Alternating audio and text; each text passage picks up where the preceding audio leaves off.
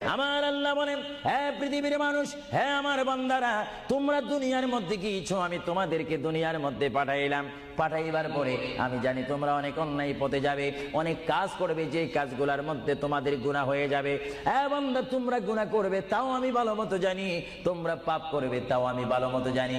বান্দারে, পাপ করার পরে, গুনাহ করার পরে একাই কি মসজিদের মধ্যে তোমরা কেঁদেছো, রব্বানা যালামনা, বলেন রব্বানা যালামনা আনফুসানা ওয়া ইল্লাম তাগফির লানা ওয়া তুরহামনা লানাকুনান্না মিনাল খাসিরিন বলে বলে মসজিদে কেঁদেছো, আসরের নামাজ পড়ে কেঁদেছো, যোহরের নামাজ পড়ে কেঁদেছো, মাগরিবের পড়ে কেঁদেছো, এশার নামাজ পড়ে কেঁদেছো।